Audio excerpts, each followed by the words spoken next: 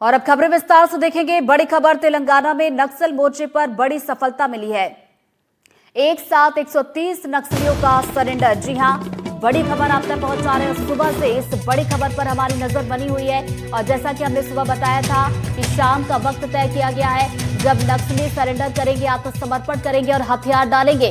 और अब देखिए बड़ी खबर आ रही है, तेलंगाना में नक्सल मोर्चे पर एक बड़ी सफलता हाथ लगी है।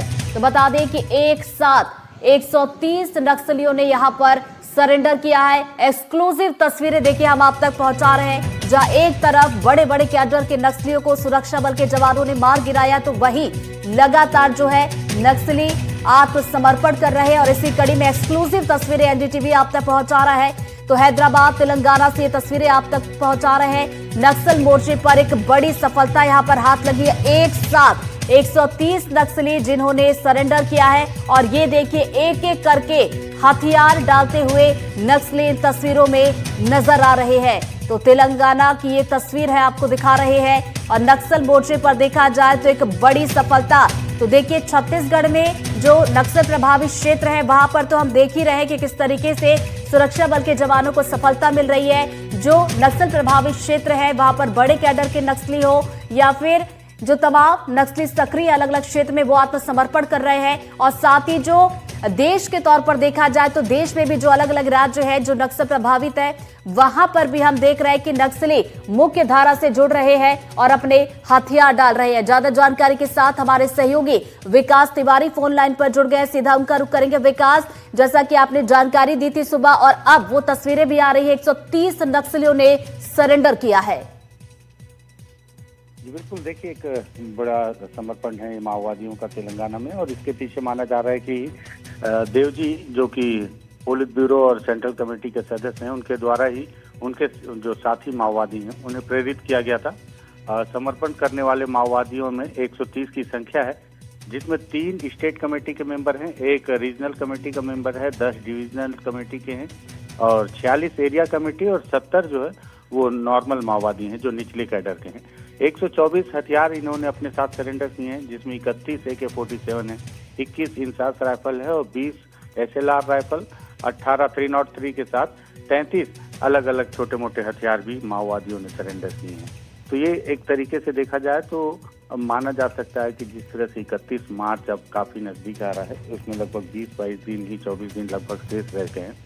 ऐसे में इतनी बड़ी संख्या में माओवादियों का समर्पण, क्योंकि इस बात की चिंता सबसे ज्यादा जता रही थी। अगर आपको याद हो बीते दिनों जब अमित शाह जगदलपुर के दौरे में थे तो वहां से उन्होंने जिस अपने भाषण की जब शुरुआत की थी, संबोधन की, तब उन्होंने कहा था कि इतनी जोर से भारत माता की जय बोलो कि आवाज तेलंगाना तक जाए। इसके पीछे उनका मकसद था, ये माना जा रहा था कि तेलंगाना में जिस तरह से उनका कई लोगों को ऐसा लगता था कि तेलंगाना में माओवादियों को संरक्षण दिया जा रहा है और बड़ी संख्या में बटालियन हो या बड़े स्तर के माओवादी हो, वो तेलंगाना में अपने आप को सुरक्षित मान रहे हैं। और मुझे लगता है ये राजनीतिक तौर पर एक मैसेज देने की कोशिश अमित शाह ने की थी और ठीक उसके बाद से अब जो भी पॉलिटिकल दबाव रहा हो या फिर जो भी स्थितियां हो, लेकिन उसका एक असर है कि माओवादियों की बड़ी संख्या में समर्पण आज तेलंगाना में हुआ है, जिसकी संख्या हमने संभावित 125 बताई थी, लेकिन अब जो है 130 की संख्या ये आंकड़ा जो है फाइनल हुआ है। और इस पर